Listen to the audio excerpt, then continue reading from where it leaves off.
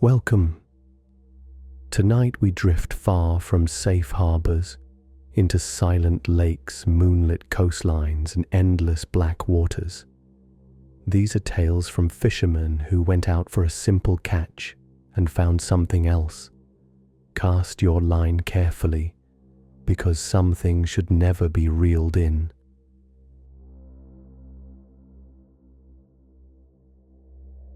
I've spent 40 years on the water. 40 years watching the sky turn from black to purple to orange, feeling the gentle rock of boats beneath my boots before most men roll out of bed. 40 years hauling nets heavy with silver-scaled bodies, my hands calloused and permanently creased with salt. The lake knows me better than any living soul.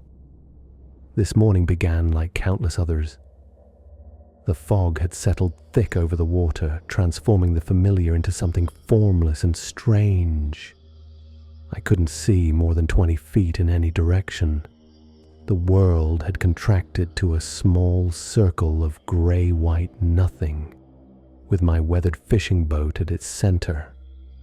The engine's rumble seemed muffled, like it was pushing through cotton instead of water.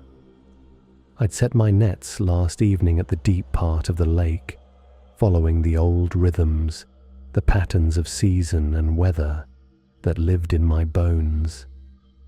My father taught me where to look for the shadows beneath the surface, how to read ripples like words on a page. The family business, 4 generations on the same waters. The air had an unusual quality this morning, heavier. The silence pressed against my eardrums. No wind, no distant call of other fishermen, no birds, just the occasional slap of water against the hull as I guided the boat to where my buoys waited, nearly invisible in the dense fog. The first net came up light, expected given the spot. The second was heavier, but not unusually so. When I reached the third marker, I felt the difference immediately. The resistance when I began to pull told me something substantial had been caught. My muscles, ropey and lean from decades of this work, strained against the unusual weight. Sweat beaded along my brow despite the chill. I pulled, hand over hand, the familiar motion becoming a struggle. Something in my gut tightened, some primal instinct whispering caution. The net broke the surface reluctantly, water streaming from its mesh in silver ropes. Through the fog I could make out a pale mass tangled in its grip, not the silvery flash of fish scales. Something else larger, flesh-colored. My hands froze on the ropes. A human form hung suspended in the netting, limbs tangled and distorted. Bloated white skin stretched tight over features that seemed melted. Wrong.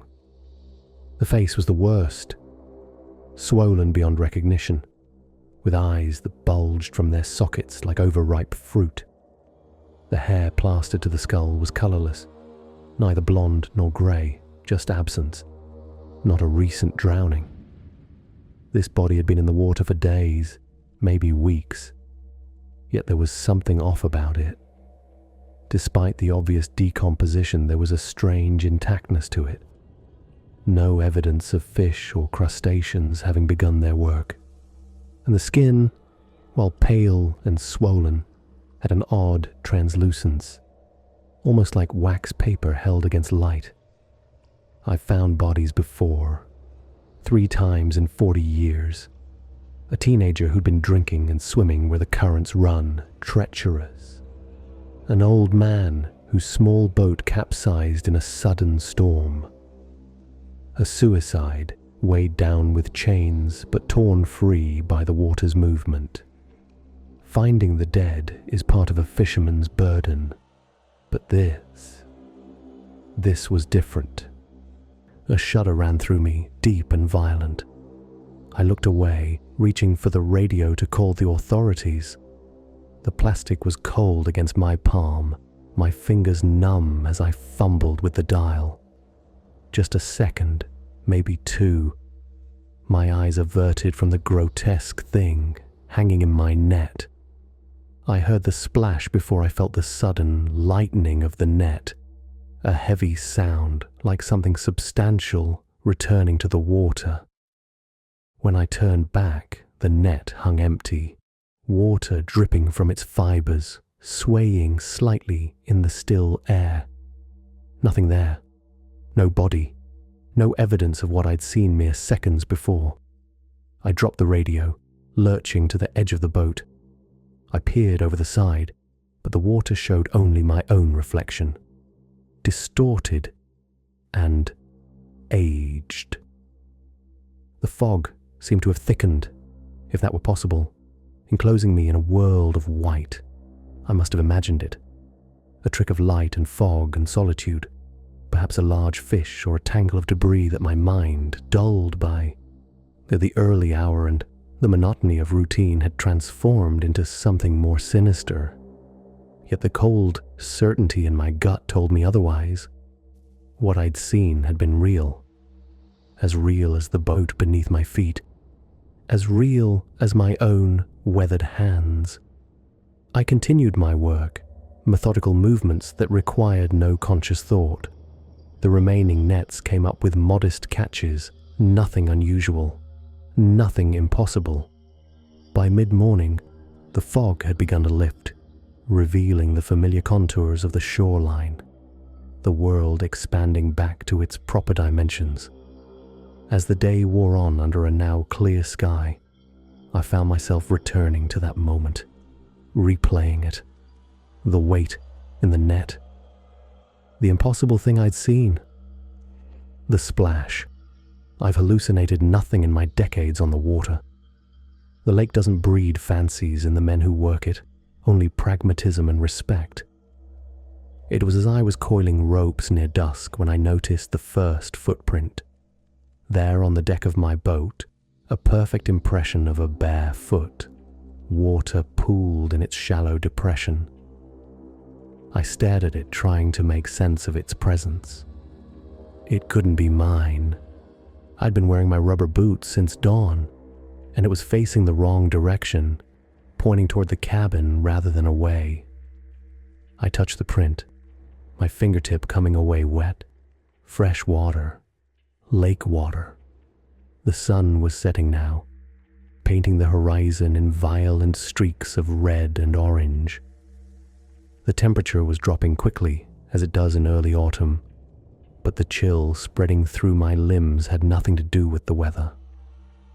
I scanned the surface of the lake, now painted with the colors of the dying day. The water was perfectly still, a mirror reflecting the fiery sky. No ripples, no movement. Then just at the edge of my vision, a disturbance, a shadow beneath the surface, moving contrary to the gentle current. Too large for a fish, too deliberate in its movement. When I turned to look directly, it was gone. Perhaps it had never been there at all. I decided to stay out on the water that night, something I rarely do anymore, with my small house sitting empty on shore. Sleeping in the cramped cabin wasn't comfortable at my age, but the thought of motoring back to the dock, of stepping onto land in the gathering darkness, it suddenly seemed impossible. Sleep eluded me. Every creak of the boat, every lap of water against the hull became magnified in the darkness. My mind returned to the body in the net, to its distorted features, the unnatural pallor of its skin, to the splash. I've never been a fanciful man. The lake has been my livelihood, not a source of legend or superstition. Yet that night, all the old stories the older fishermen used to tell rushed back to me. Whispered tales of things that lived in the depths. Things that weren't fish but weren't quite human either. Things that sometimes got caught in nets and were never spoken of after. I dismissed them as attempts to frighten the younger men, to instill in us a healthy respect for the water's dangers. I wasn't so certain anymore. Dawn broke with painful slowness. I dozed fitfully, jerking awake at the slightest sound. When I finally emerged from the cabin, stiff and unrested, I discovered more footprints, a line of them leading from the edge of the boat to the cabin door, stopping just inches from where I'd slept, wet, fresh, as if made minutes before I discovered them. I should have started the engine then, should have returned to shore, called someone, though who and what I would say I couldn't imagine. Instead, I found myself preparing to check my nets again, movements automatic, driven by decades of habit and the practical need to earn my living. The morning was clear, the fog of the previous day nowhere to be seen. The lake stretched out around me, innocent and ordinary in the morning light. Yet every shadow on the water made my heart stutter. Every brush of weeds against the hull as I motored to my first net had me peering over the side, searching for something I couldn't name. The first 2 nets came up normal. Fish thrashed in the mesh, their scales catching the light. I worked methodically, my hands performing their familiar dance with the nets and the knife, gutting and sorting the catch without conscious direction. It was the 3rd net again, the same one. I approached it with a dread that sat like a stone in my stomach. Even before I began to pull, I knew it would be heavy, knew what I would find. The resistance was familiar now, the straining, the weight. Water streamed from the mesh as I heaved it over the side of the boat, the pale shape tangled in its strands. But this time, I forced myself to look, to really look. It was the same body, the same swollen features, the same colorless hair plastered to the misshapen skull. But the eyes were open now, open and aware, and fixed directly on mine. Blue, impossibly blue. Not the milky clouded eyes of a corpse, but vivid, intelligent eyes that had no place in that ruined face. Eyes that recognized me. My grip faltered, the net slipped, but I didn't let it fall back into the water. Couldn't bear the thought of that thing disappearing again, returning to the depths with the knowledge I'd seen in its gaze.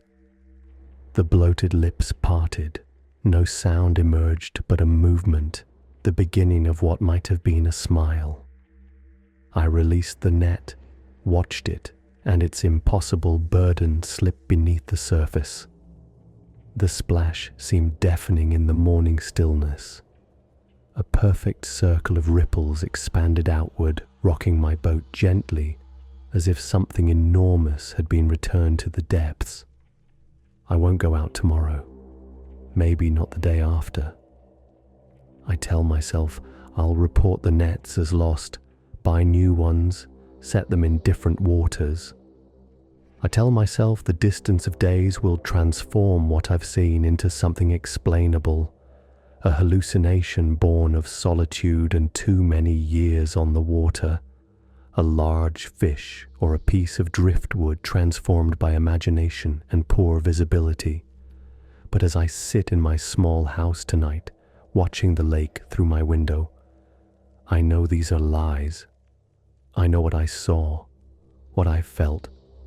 I know that the lake has been keeping secrets from me despite our long acquaintance. And I knew something else, something that turned my blood to ice as the night deepened around me. There, on my small wooden dock, visible in the moonlight, a line of wet footprints, leading from the water's edge, coming toward my door. They formed one after another, as something I could not see made its slow, deliberate way to where I sat. The doorknob turned, and what happened next? Well, that's why I don't fish anymore. That's why I moved inland, far from any body of water larger than a bathtub. That's why I wake up some nights, sheets soaked with sweat, my throat raw from screaming. I tell this story not expecting you to believe me. I wouldn't believe it myself if I hadn't lived it.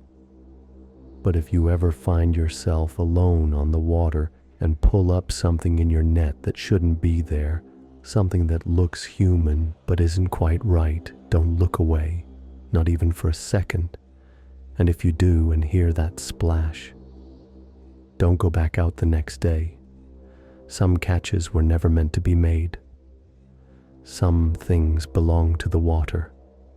And some things, once they've seen you, never forget your face.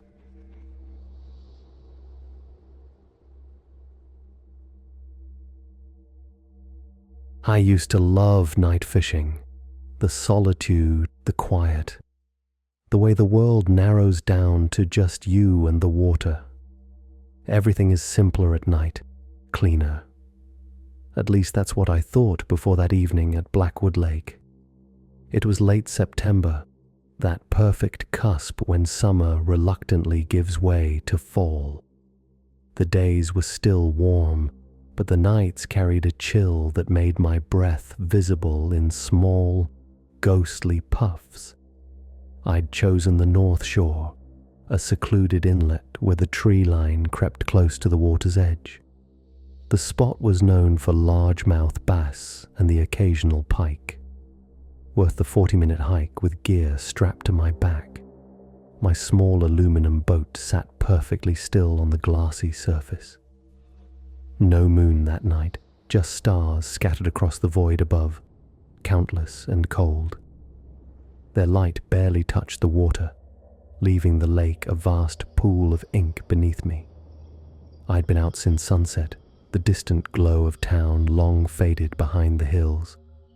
Just me, the night, and the soft lapping of water against the hull. 3 hours in, I'd caught nothing, not even a nibble. Strange for this spot for this time of year. The lake felt different somehow, emptier.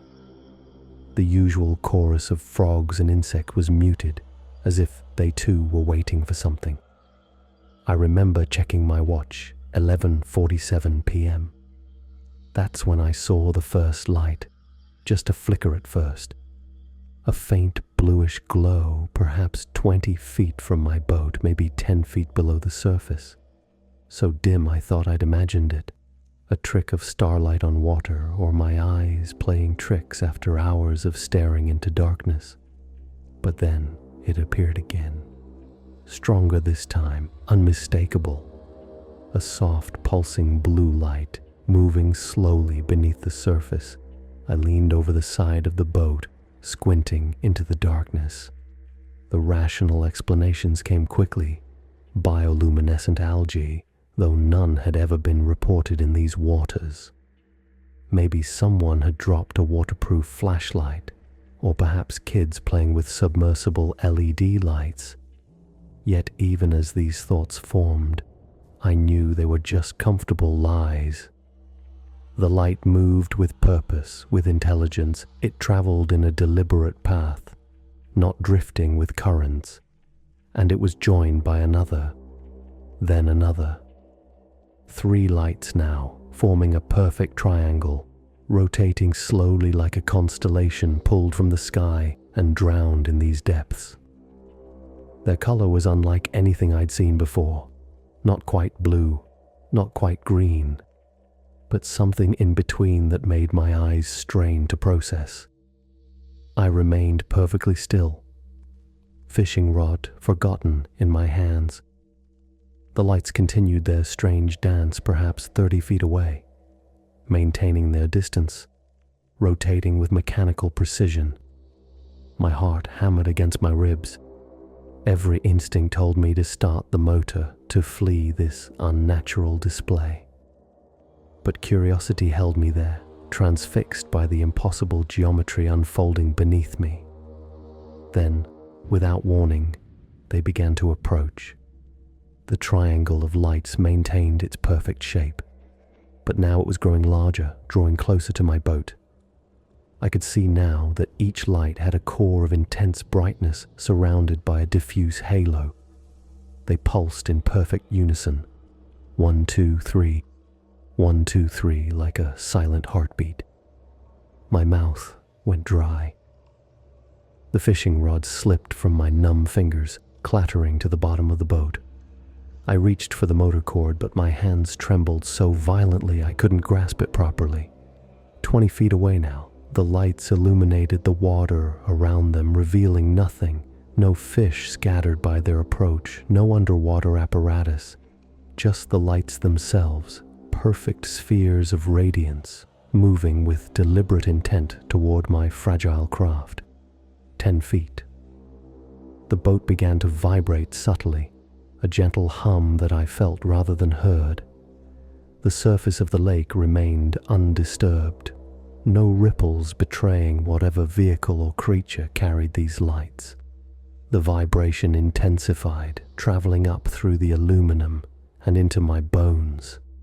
My teeth ached with it. The air grew charged, like the moment before lightning strikes. 5 feet. I could feel the pressure building in my sinuses behind my eyes. My ears popped painfully. The stars above seemed to dim, as if retreating from what was unfolding below.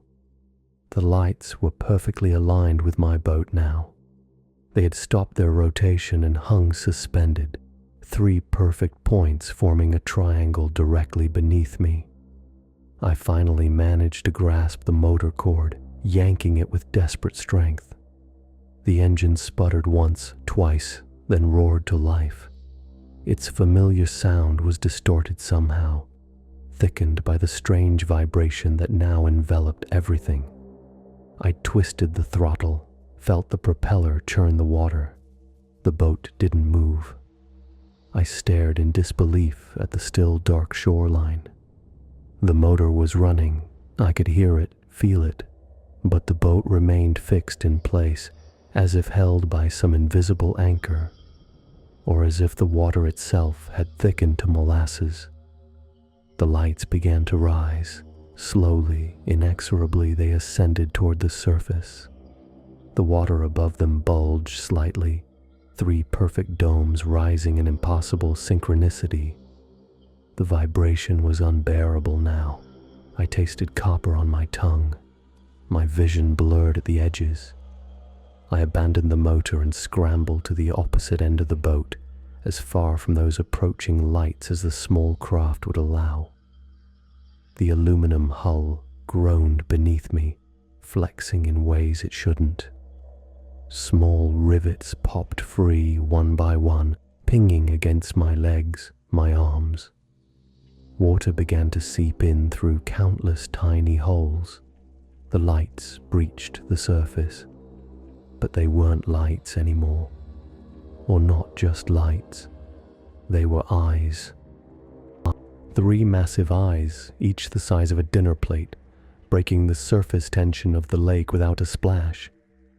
They were perfectly round, with no visible lids or surrounding tissue. Just eyes hovering half-submerged, their irises the source of that unearthly blue-green glow. Pupils black as the void between stars fixed directly on me. No face emerged. No head or body followed those impossible eyes above the waterline. Just 3 massive glowing orbs, arranged in a perfect triangle, staring at me with ancient alien intelligence. I couldn't move, couldn't breathe.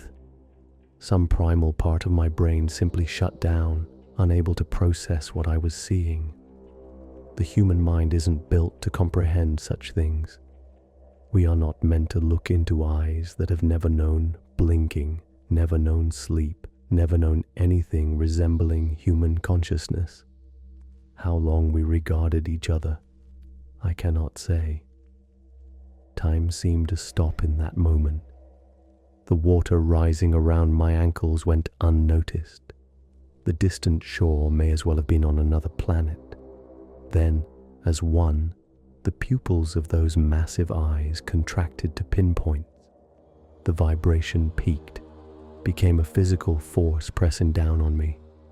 I felt something probe at the edges of my mind. Not a voice, not a thought, but a presence. Ancient, vast, utterly, completely other. It examined me. There's no other word for it. Rifled through my consciousness like someone flipping through the pages of a book, pausing here and there to scrutinize a passage before moving on. Every memory, every fear, every secret thought laid bare under that terrible, dispassionate gaze. And then, as suddenly as it had begun, it ended. The pressure vanished. The vibration ceased. The eyes regarded me for one moment longer, then sank beneath the surface in perfect unison, their light dimming as they descended. I sat paralyzed, water now reaching my calves as the lights retreated to the depths.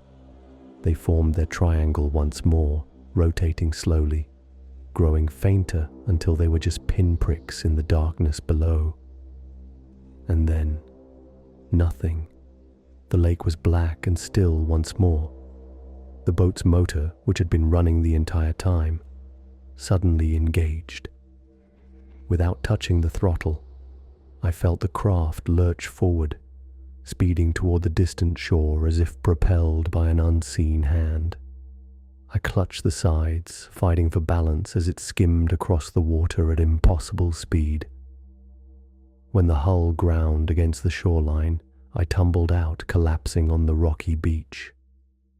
My legs refused to support me. I crawled away from the water's edge, not stopping until my back pressed against the rough bark of a pine tree. From there, I watched in mute horror as my boat, now riddled with holes and half submerged, was pulled back from the shore by invisible forces. It drifted to the center of the lake and then, without drama or sound, slipped beneath the surface and was gone. That was 5 years ago. I haven't fished since, not even in daylight. I moved to Arizona, as far from large bodies of water as I could reasonably get. I tell people it's for my health, for the dry air. In a way, that's true. Sometimes I wake in the night, sheets soaked with sweat, convinced that my bedroom ceiling is transformed into the bottom of that lake. That 3 lights are moving above me, approaching, examining. On those nights, I leave every light in the house burning until dawn. I've told this story exactly once before to a psychiatrist who diagnosed me with PTSD and a psychotic break triggered by possible exposure to environmental toxins causing hallucinations. She prescribed medication that I dutifully take, though it doesn't stop the dreams. I don't expect you to believe me. Some days I don't believe it myself. But sometimes, when I'm in the shower and I close my eyes as water runs over my face, I feel it again, that vibration, that presence at the edges of my consciousness. And I know that whatever I encountered that night, it isn't finished with me. They say that when you stare into the abyss stares back, but they never tell you what happens when the abyss recognizes you, when it remembers your face, when it follows you home. And they certainly never tell you that sometimes the abyss has eyes, 3 of them, arranged in a perfect triangle, glowing beneath the surface of a still, black lake.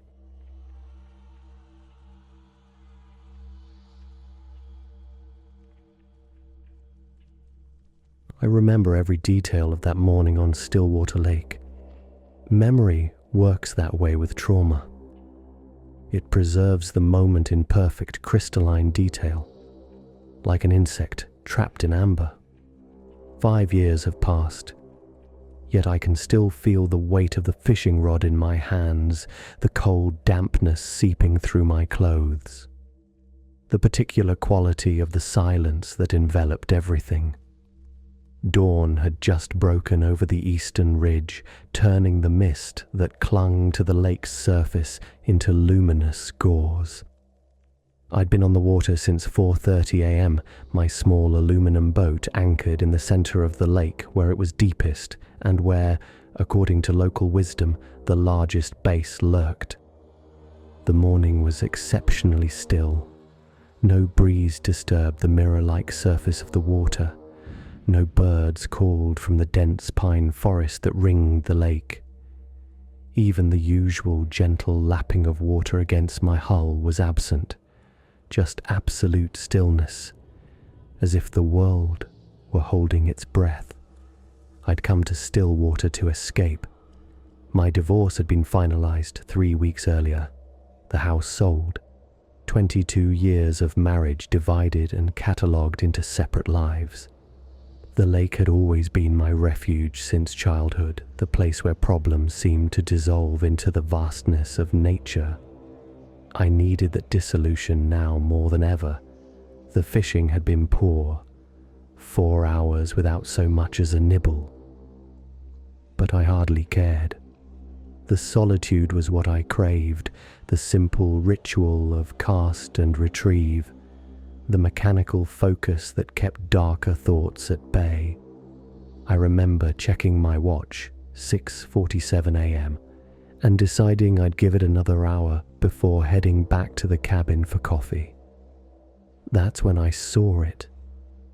At first, it was just a dark smudge on the horizon, barely visible through the thinning mist at the far end of the lake.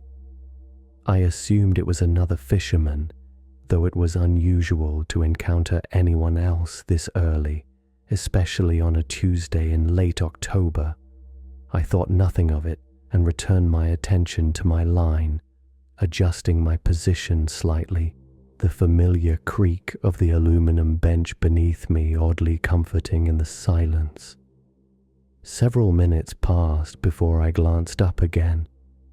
The boat had drawn considerably closer, which struck me as odd. I hadn't heard the sound of a motor, and the lake was too wide and still for someone to have covered that distance so quickly by rowing. Yet, there it was, perhaps half a mile away now, a dark silhouette emerging from the mist. I squinted, trying to make out details. It appeared to be an old wooden rowboat, the kind that had been common on Stillwater decades ago, before lighter modern materials became the norm. A single figure sat in it, hunched and motionless. The boat was moving steadily, deliberately, straight in my direction. But something was wrong. The water around the approaching boat remained perfectly undisturbed. No wake spread behind it, no ripples marked its passage. It was as if the vessel were floating above the surface rather than passing through it. I blinked hard, certain I was seeing some trick of the light, some peculiar effect of the morning mist. When I looked again, the boat was closer still, close enough now that I could see it was indeed an old wooden craft, its hull weathered to the color of iron. The figure seated in it remained unclear, a dark shape without definite form, and still, impossibly, the lake's surface remained untouched by its passage. A cold weight settled in my stomach. This wasn't right. This wasn't natural. My first coherent thought was that I was witnessing some kind of optical illusion, a mirage caused by temperature differentials over the water. Or perhaps I was more sleep-deprived than I'd realized, my mind playing tricks after too many nights of insomnia and too many mornings of pre-dawn rising. But as the boat continued its inexorable approach, those rationalizations dissolved. This was happening. This was real. And a primal part of my brain recognized the wrongness of it, setting off ancient alarm bells deep in my psyche. I should have started my motor then, should have pulled up my anchor and fled to shore. That would have been the rational response. But I remained frozen, transfixed by the approaching anomaly. Some combination of disbelief, curiosity, and creeping dread held me in place, my eyes locked on the advancing silhouette. At a quarter mile, I could see the boat more clearly. It was larger than I'd first thought, an old fishing vessel with high sides and a slightly raised bow. Its wood was not just weathered but blackened as if it had been charred by fire. The figure seated amidships remained indistinct, a darkness deeper than the surrounding shadows, but I could feel its attention fixed on me with terrible intensity.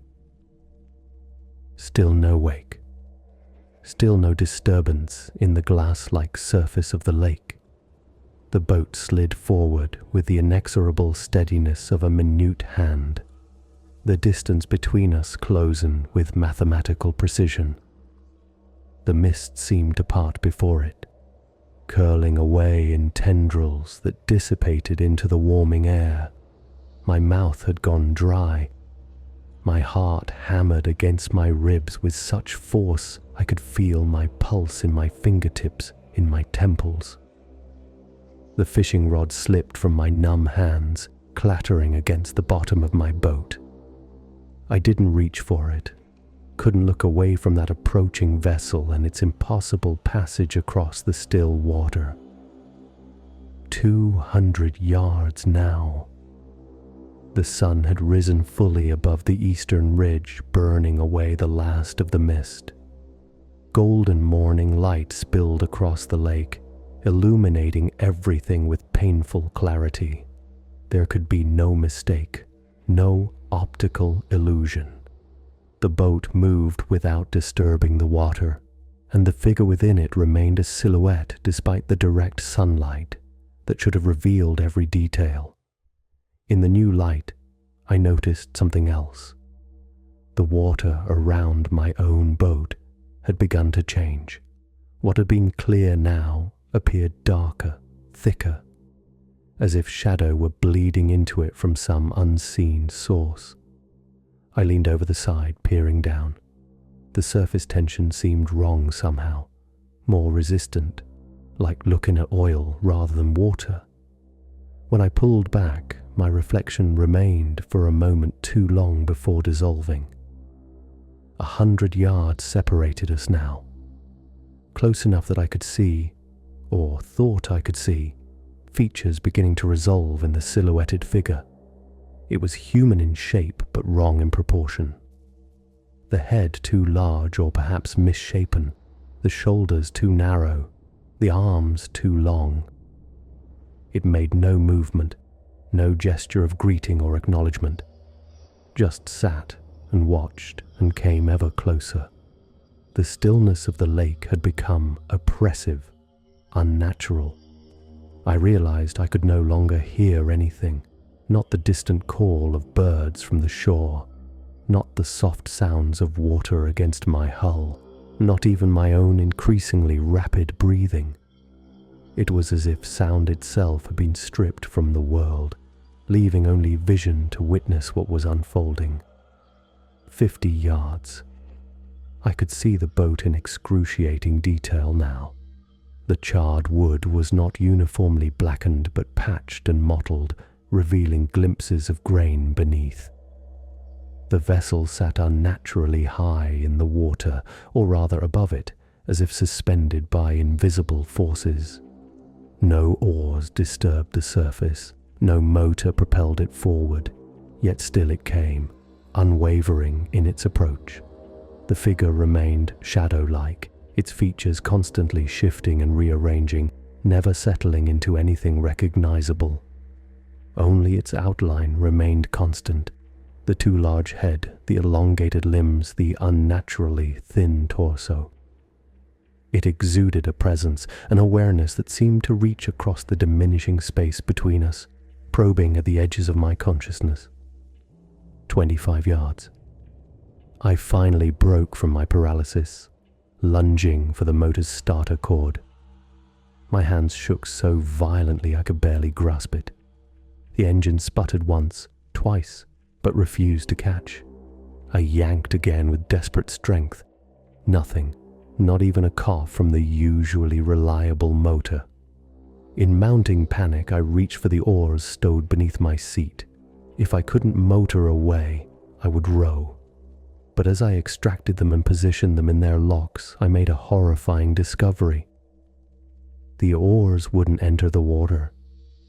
They pressed against the surface as if it were solid, skidding across rather than dipping below. The lake had become impenetrable, a sheet of dark glass holding my boat prisoner. 10 yards. The strange vessel had slowed its approach, now barely crawling forward. I could feel its intent, its hunger. The air between us seemed to thicken and distort, like heat waves rising from sun-baked asphalt. My bones ached with a deep cold that had nothing to do with the morning temperature. My thoughts scattered like startled birds, leaving only raw animal fear. The figure began to rise. Slowly, smoothly, it unfolded itself to a height that was impossible for the small craft, its head nearly level with the top of my own boat's modest windshield. Its form remained shadow, a three-dimensional emptiness cut from the fabric of reality. Where its face should have been, there was only deeper darkness, a void that seemed to pull at my vision, my comprehension, my sanity. One arm extended toward me, impossibly long, crossing the remaining distance between our boats without the figure itself moving closer. The hand at the end of that elongated limb wasn't human. Too many joints, too many fingers, arranged in a pattern that hurt to look at directly. It reached for me with awful purpose, with certainty, with hunger. I closed my eyes. What else could I do? I couldn't fight, couldn't flee. In that moment of surrendered vision, an unnatural cold washed over me, so intense it burned. I felt a presence pressing against my consciousness, not with words or thoughts, but with raw emotional force, ancient, patient, hungry. It radiated a terrible understanding of me, of my grief, my loneliness, my secret relief at being finally, truly alone. The cold intensified, focusing on my face. I felt something touch my cheek, smooth, frigid, wrong, those too many fingers tracing the line of my jaw with terrible gentleness. Every instinct screamed at me to recoil, to fight, to deny this thing entry. But something deeper, something broken and treacherous within me recognized a kindred emptiness, a shared isolation that transcended the vast differences between us. What would have happened next, I'll never know. Because at that precise moment, the spell was broken by sound. Real, ordinary, human sound. A distant outboard motor growing rapidly louder. Another boat approaching from the direction of the public launch. The cold presence withdrew with a palpable sense of rage and frustration that seemed to vibrate the air around me. When I forced my eyes open, the figure was seated once more, its boat already sliding backward, away from mine, still without disturbing the water's surface. I watched, shaking uncontrollably, as it retreated into the distance with unnatural speed. The other boat, a cheerful red and white craft with a middle-aged couple aboard, rounded the nearby point, waving casually as they passed. They were too far to see my condition, too focused on reaching their favorite fishing spot to notice anything amiss. By the time they disappeared around the next peninsula, the strange vessel and its occupant had vanished completely. The water beneath my boat had returned to normal, clear and yielding. My motor started on the first pull when I tried it again, its familiar purr almost bringing me to tears of relief.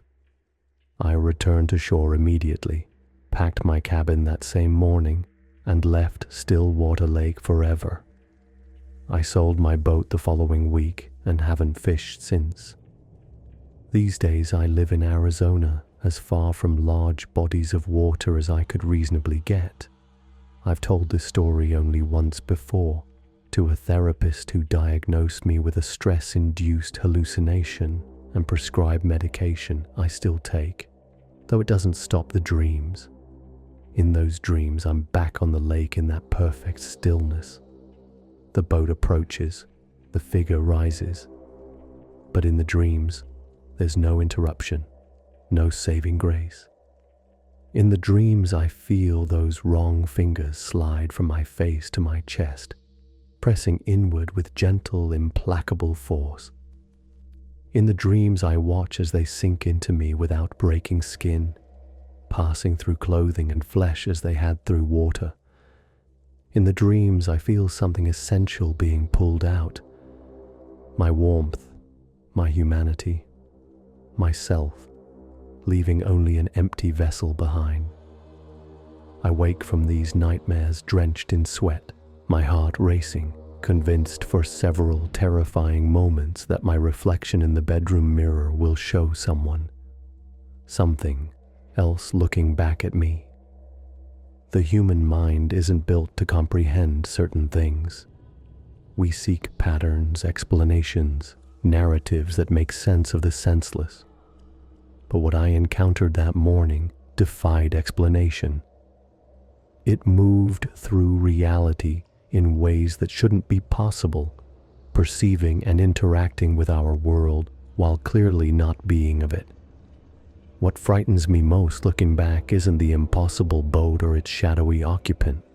It's the recognition I felt, the sense that it knew me, truly knew me, in ways no human ever had. And worse, the answering recognition inside myself.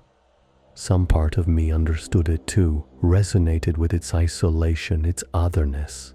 That's why I'm telling this story now. As a warning perhaps, but also as an exorcism. Because even 5 years later, I sometimes feel a familiar cold touch on my cheek just as I'm falling asleep. Sometimes I glimpse a shadow in still water that doesn't match my own. And sometimes when I'm truly honest with myself in the darkness of night, I wonder if part of that thing came away with me, or if part of me remained behind on that mirror-like lake, sailing forever on a boat that leaves no wake. Thanks for listening. If the water feels a little colder tonight, maybe it's not just your imagination. Stay curious, but stay careful. And if you enjoyed these stories, consider subscribing for more. Until next time, keep your eyes on the surface and don't look too deep.